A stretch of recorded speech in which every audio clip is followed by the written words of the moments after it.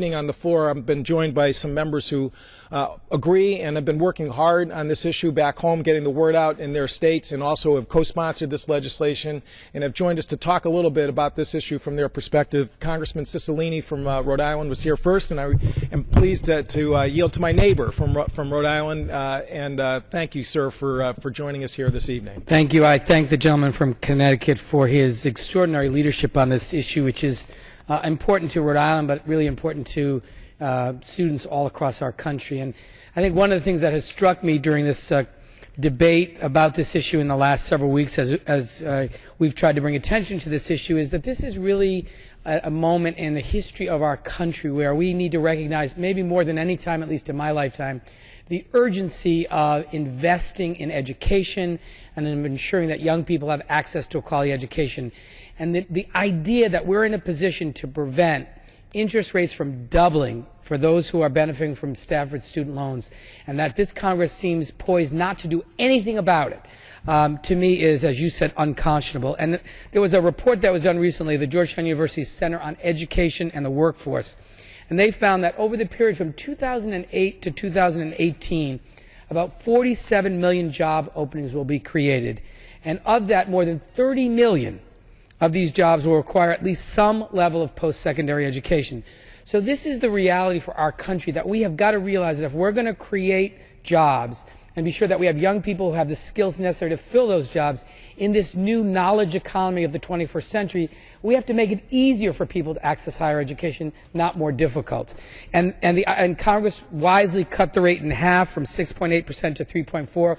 We have to make sure it stays there. You know, I come from a state that brought us the great Senator Claiborne Pell, who was the creator of the Pell Grants, which created and continue to create hope and opportunity and access to education for millions and millions of Americans, really unlocking opportunity and keys to success.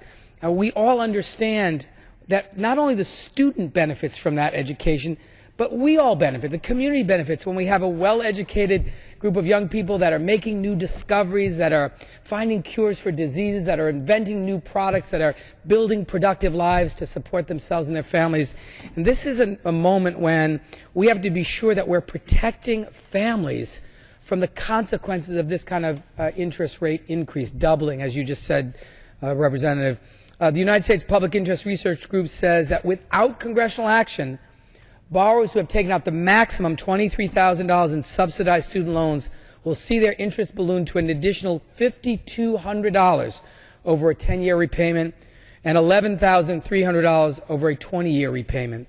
So this is a huge increase for families, many of whom in my state, where we continue to have very high unemployment, the second highest in the country, where families are struggling with the consequences of a housing crisis and difficulty finding work. We cannot allow this to happen. It will cause incredible hardship for families in Rhode Island, in my district. I was recently at Roger Williams University, at several other universities in my district, meeting with young people, all who are concerned about, will Pell Grants continue? Will we be able to protect Pell Grants?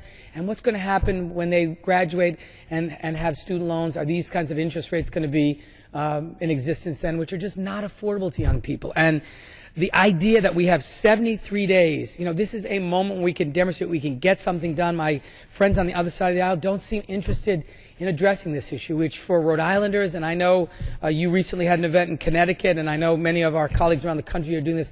We've got to rally young people to demand that the legislation which you sponsored, H.R. 3826, and which I'm proud to be a co-sponsor of, and my Senator Reid on the Senate side is the lead sponsor. We've got to demand that Speaker Boehner bring this to the floor for a vote. Our colleagues need to hear from their families and their districts, from young people all across this country. This is about our own investment in our future as a country, that we benefit from young people have access to higher education at a time when where our economy is still recovering. We cannot allow interest rates on student loans to double. I'm going to continue to fight very hard. I thank the gentleman for his leadership on this. I hope that we will continue to beat the drums on this for the next 73 days till we force some action here on the floor of the House, for the sake of the young people in this country and for the sake of our future as a thriving and prosperous democracy. And I again thank the gentleman for the opportunity to speak to this.